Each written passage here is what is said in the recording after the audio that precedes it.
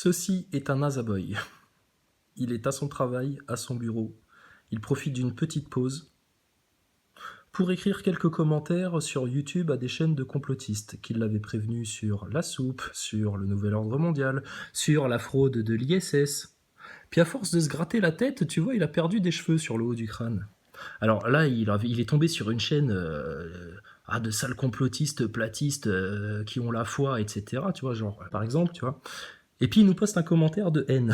Hey, vous êtes que des merdes, tu sais, genre Blackbird, Eric Ericus, citoyen circonspect, chasseur de platistes. Et puis nous, on lui envoie des réponses, tu sais, pleines d'amour. On nous dit, écoute, on souhaite que le Seigneur te guide, que tu puisses ouvrir les yeux et voir la vérité. Sinon, ça va, elle avait bon goût, la deuxième cuillère de soupe. T'es prêt pour la troisième, la quatrième, la cinquième? Envoyé. Ping. Et là, du coup, il reçoit ça et regarde dans l'état que ça le met.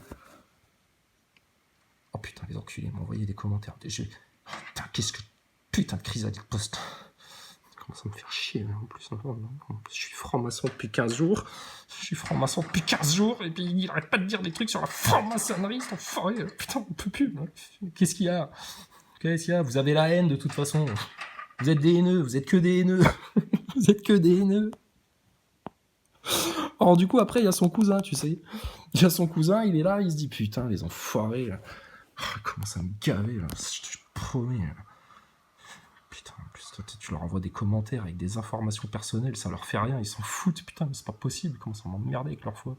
Putain, je vais t'imprimer son pédigré à celui-là, tu vas voir. Non, ça sert à rien, il va s'en foutre, de toute façon. C'est quoi, ça? La station ISS est une fraude. Comment ils impriment dans la station spatiale? Alors là, il s'énerve.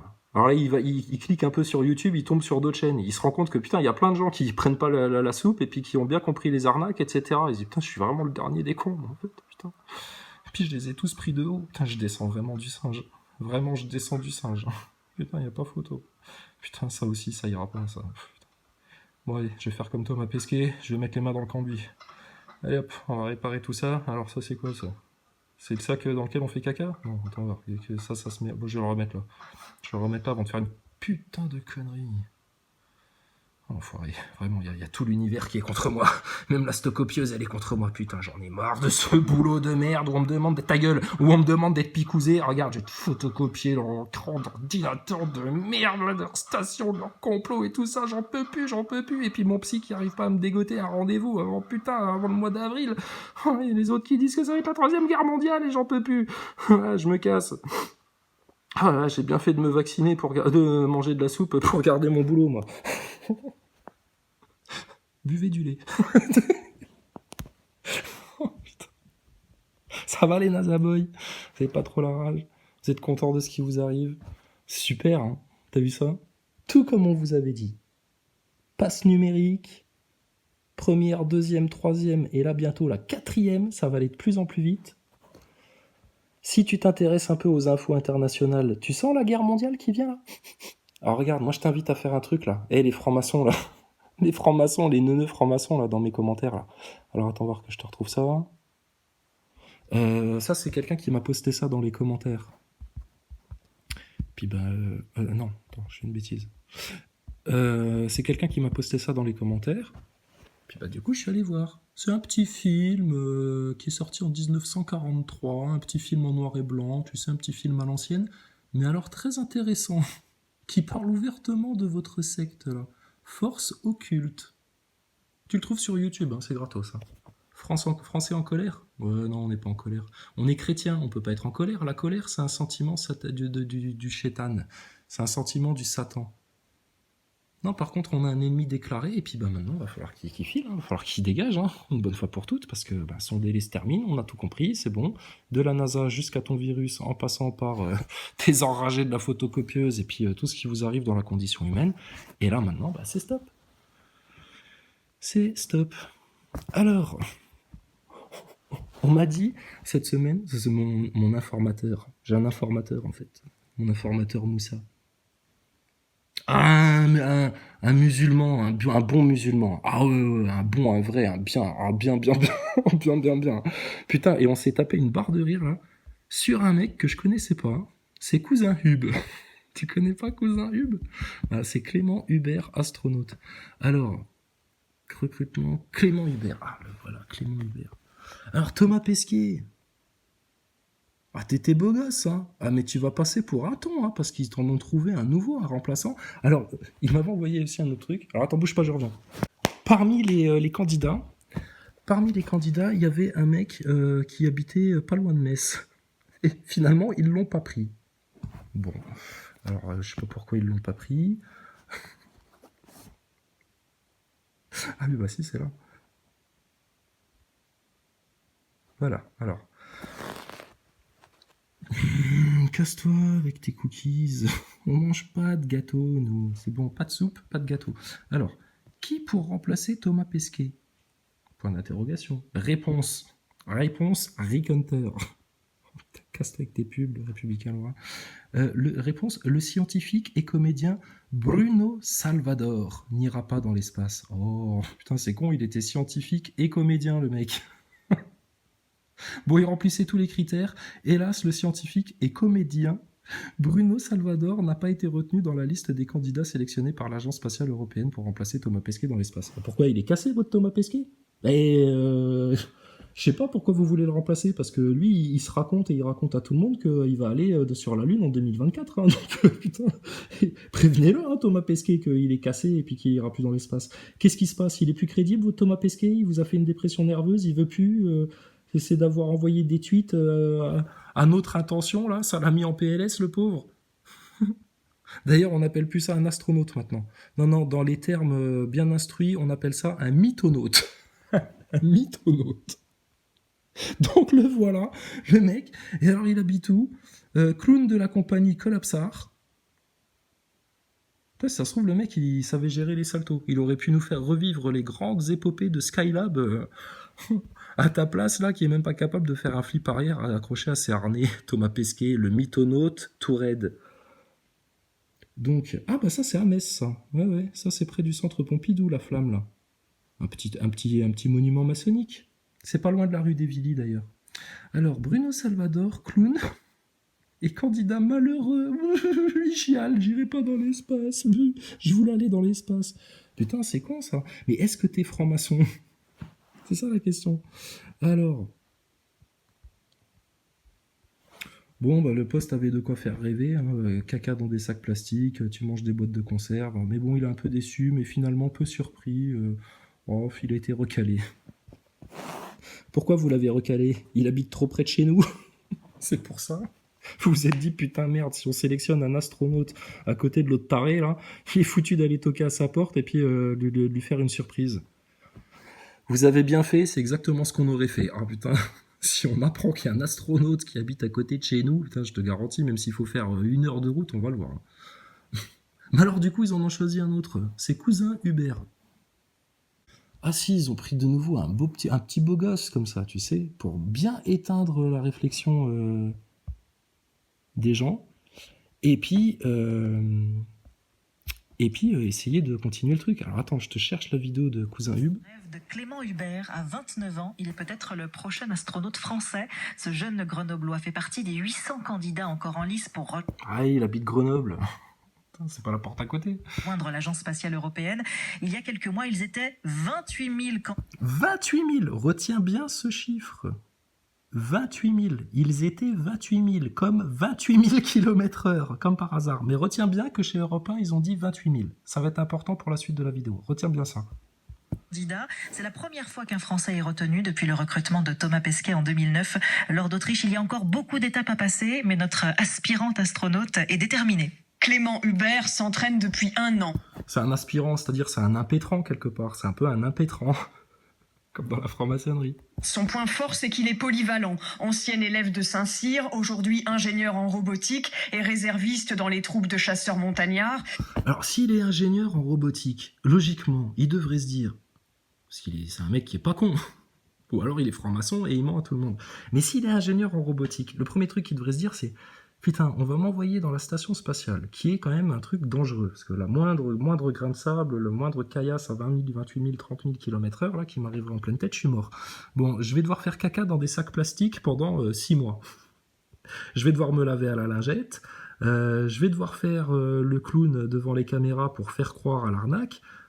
Pourquoi est-ce que pour faire des expériences, faire des trucs et des machins, on n'envoie pas des robots, justement? Quand on voit les progrès qui sont faits dans la robotique, franchement, pourquoi on n'envoie pas des robots faire ce qu'il y a à faire dans la station spatiale? Comment ils l'ont construite, la station spatiale? Comment ils ont assemblé les modules? On nous raconte que tout était automatisé. Ça s'est vissé tout seul, limite. Bah oui, parce que si on avait envoyé des petits bonshommes, des petits humains comme vous, là, dans l'espace pour l'assembler, la station spatiale, bah, il aurait fallu les faire dormir et puis les faire manger et les faire chier quelque part. Or, bah, il n'y avait rien, puisqu'il n'y avait rien qui était installé. Logique, non? Mais bon, votre système a déjà perdu toute logique, là, et puis encore la preuve avec l'autre grande fraude de la science, putain, le coco global. Le coco global. Tu sais, quand on était petit dans les années 80, il y avait le coco la rocho, là, le cola rocho. Un truc où tu rencontrais des meufs à moitié à poil, etc. Enfin, c'était Colaro, tu sais, qui faisait ça.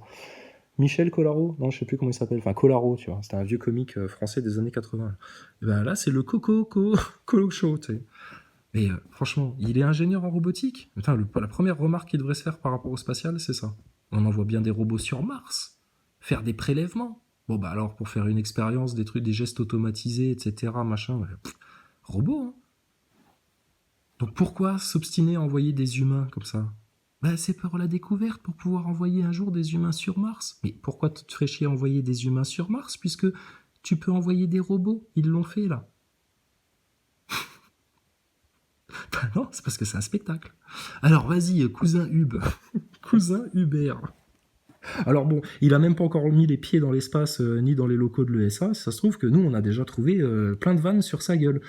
Cousin Hub, alors bah, ça fait penser aux visiteurs. Les visiteurs, bah, ils ont le majeur plus long que les autres. Les visiteurs, David Vincent les a vus. Donc là, c'est mort. Cousin Hub, bah écoute, tu iras nettoyer la station ISS le samedi, le jour où vous faites le ménage. Non pas avec votre pancho, cousin Hub. Mais non. Bon, ensuite, on va te vanner sur le fait que tu vas faire 16 fois le tour du globe par jour, hein, soi-disant. Bon, bah, ça va faire quoi, cousin Hub? Hein, Jacouille la fripouille? Jour, nuit, jour, nuit, jour, nuit, jour, nuit. Dites-le si je vous ennuie. Oui, certes. Il fait aussi de l'escalade, de la plongée, et il apprend... Ah, ça c'est bien ça, l'escalade. Ça c'est bien, parce que ça, quand il va être suspendu à ses câbles et qu'il va falloir un petit peu gigoter, faire des cabrioles, etc., ça c'est bien. S'il a l'habitude d'être suspendu à un fil, c'est bon pour sa carrière d'astronaute. Je pense que ça a beaucoup joué dans son CV, le fait que ce soit un escaladeur. le russe, langue obligatoire pour tous les astronautes européens. Hier en Allemagne, Clément Hubert a passé une nouvelle épreuve de... Pendant qu'ils nous racontent leurs conneries sur l'espace, hein, parce que c'est une belle bande de gogoles, hein, tout ça. Alors regarde, c'est rigolo. Lui, il est au micro, il n'y a pas de masque. Elle est au micro, il n'y a pas de masque. Elle rentre dans le studio, il y a un masque. Lui, il rentre dans le studio, il y a un masque. Mais putain, c'est la rigueur scientifique des gestes barrières. Lui, il est tout seul devant ses machines, il a un masque. Tu te grattes la tête, là, quand même. Hein. Enfin, bon, bref. Mise en situation. Le but de ces tests était de tester nos facultés cognitives, la mémoire, la capacité d'adaptation, de mener plusieurs tâches de front. La mémoire. Ah bah, écoute, attends... Clément, cousin Hub, va voir un petit peu l'interview post-mission des mecs qui sont allés sur la Lune en 69 là. Un journaliste, hein, ça c'est très connu, on le répète souvent, leur a dit messieurs Neil Armstrong et compagnie là, dites voir quand vous étiez sur la Lune là, vu qu'il n'y avait pas d'atmosphère, vous deviez avoir un spectacle magnifique au-dessus de votre tête, vous avez pu voir les étoiles, racontez-nous quoi, les étoiles vues de la Lune. Ah là, ils se sont regardés comme deux ronds de frites, ils se sont dit merde, on n'avait pas préparé cette question-là. Et ils ont dit non, on voyait pas les étoiles. Alors là, le journaliste, il fronce les sourcils, il se dit mais comment ça, pourquoi? Et il dit Collins, on voyait les étoiles? Collins, il dit non, on voyait pas les étoiles. Bon, bah écoute, je sais pas, ils ont perdu la mémoire, tes astronautes. Thomas Pesquet, il y a une petite fille qui lui dit Monsieur Pesquet, qu'est-ce qui se passe si jamais il y a quelqu'un qui meurt dans la station? Ah, là, tu vois, comme dans les dessins animés, tu sais, les Tex Avery, là, tu vois la mâchoire de ton Thomas Pesquet qui tombe par terre comme ça. Merde. Ça devrait faire partie des trucs connus de tous les astronautes qui vont dans la station. Qu'est-ce qui se passe s'il y a un mec qui claque? Imagine Thomas Pesquet, il a pris ses 2 doses, il arrive en apesanteur, bon, au niveau des artères, etc., c'est plus tout à fait pareil, et là, poum, embolie, et là, il y a un truc qui pète, là. Ah, qu'est-ce qu'on fait du cadavre? Il faut bien que Anne Mottet, elle le récupère. Si jamais elle veut le garder, elle veut l'aplatir, le mettre sous carton et puis le garder dans son lit, comme elle l'avait fait avec son fameux Flat Thomas. Il va bien falloir faire quelque chose, là. Donc comment on rapatrie un corps depuis la station spatiale? Eh ben là, Thomas Pesquet, il dit, bah écoutez, je me rappelle pas qu'on m'ait parlé de ça pendant la formation. Bah Thomas, si tu vas dans une station spatiale dangereuse, avec des dangers, rappelle-toi les dangers de l'ISS, etc., mais c'est obligatoire qu'il y ait un chapitre où on vous dit, bon les gars, là ça va pas être le cours le plus marrant, mais bon, s'il y a un de vos collègues qui claque, voilà ce qu'il faut faire, bon, il y a des sacs prévus pour ça, etc., machin. Ah, Thomas, il s'en rappelle même plus. Donc, cousin Hub, c'est bien que tu aies de la mémoire, parce qu'il va t'en falloir. Et surtout, cousin Hub, Clément Hubert, si un jour on te voit dans la station spatiale, s'ils n'ont pas déclenché la Troisième Guerre mondiale avant et qu'on n'est pas dans les pleines tribulations, rappelle-toi bien des mensonges et des conneries que tu vas sortir, parce que nous, on va être là pour tout souligner, et puis souligner quand tu vas venir te contredire une semaine ou 15 jours après. Gogol d'astronaute, petit franc-maçon. Ça va, Clément, la franc-maçonnerie? T'es rentré à quel âge dans la franc-maçonnerie? Que j'adore dans le métier d'astronaute, c'est de repousser les limites de la connaissance et de l'exploration. Alors, blablabla, tu sais, ça c'est les grands discours à la con, tu sais, qui veulent rien dire. Alors, repousser les limites de la connaissance. Non mais... Putain, quelle connaissance? Qu'est-ce qu'on a fait comme grande découverte dans la station spatiale? Les grandes connaissances, je sais pas, les mecs, ils sont allés sur la Lune en 69, et puis là, en 2021, vous êtes infoutus d'y retourner. Pourquoi? Pousse les limites de ta connaissance, Clément. Pousse les limites de ta réflexion un peu. Humaine, donc retourner sur la Lune pour vraiment s'y installer et aller sur Mars, ce sont des défis qui m'intéressent particulièrement. Ouais, j'ai le goût du challenge, je suis prêt à relever les défis, à travailler plus que les autres. Ah, il le veut le job, il le veut, tu sens qu'il est motivé, le neuneu. Attends, on va te montrer sa gueule après. Ils ont pris ils ont cherché un petit astronaute beau gosse. Ils sont allés dans une agence de petits astronautes beau gosse. Ils ont dit, tiens, on va prendre lui. Il a une bonne tête de petit astronaute beau gosse, on va le prendre lui. Alors attends, qu'est-ce que je disais? Pardon, du coup, je raconte tellement plus. Et aller sur Mars, oui. sont des défis qui m'intéressent particulièrement. Voilà, les défis qui l'intéressent particulièrement, c'est d'aller sur la Lune pour établir des colonies. Playmobil, en avant les histoires. Ça fait depuis les années 70 que ça devrait être fait. À partir du moment où ils ont réussi à ramener une Jeep sur la Lune et puis à faire des dérapages, etc., normalement, l'étape d'après, c'était on ramène une hutte. On fait un petit igloo, après on fait un autre petit igloo à côté, après on fait une petite liaison entre les deux igloos, et puis normalement, en 2021, Elon Musk, il devrait aller passer ses vacances sur la Lune. Mais non. Une belle histoire. Bon, et alors après, l'autre défi qu'il a, cousin Clément Hub, c'est d'aller sur Mars. Eh ben, mon gars, vas-y. Écoute, prépare-toi à rester des mois et des mois et des mois et des mois dans un tout petit compartiment, tout seul, avec 3-4 autres pimpins qui auront été prêts à prendre le risque le plus suicidaire de leur existence, de s'embarquer dans une boîte de conserve au milieu du vide intersidéral, en jouant à la roulette russe, à se recevoir des projectiles à des vitesses vertigineuses à n'importe quel moment, et tu pourras rien dévier du tout, parce que va faire de la propulsion dans le vide une fois que tu as entamé un vecteur, toi. T'es marrant, toi, ingénieur. Et puis, une fois que tu seras sur Mars, tu vas faire, écoute, c'est comme on nous l'a montré sur les caméras des petits robots, c'est tout rouge, c'est tout poussiéreux, et puis c'est irrespirable. Bon, conclusion, c'est mieux sur Terre. Ah oui, mais nous, on veut savoir d'où vient l'homme, comment la planète s'est détruite, pour anticiper les dangers, etc., machin. Mais putain, tu sais, c'est ce qui se raconte. Mais ça, c'est n'importe quoi. T'as pas besoin d'aller sur Mars pour comprendre ce qui est en train de détruire l'humanité, l'environnement, les enfants, les animaux, et puis ton lien avec ton créateur. J'ai aucunement besoin d'aller sur Mars. Et alors, bande de crétins, bande de gogoles, la courbure de la Terre, la courbure du globe, sur lequel vous êtes tous assis, là, on la cherche encore. Montre-moi là la courbure. Ailleurs que dans des images en mode fisheye de la NASA, etc. Faites vos calculs un petit peu. Parce que je crois bien que cette histoire de spatial, c'est une putain d'arnaque autant que votre coco depuis les années 50. C'est sûr et certain même. Alors vas-y Clément, on y croit, il est motivé, il est jeune, il est con, il est franc-maçon, il est parti lui. Et aller sur Mars, ce sont des défis qui m'intéressent particulièrement. Et si vous réussissez, vous travaillerez dans le même bureau que Thomas Pesquet.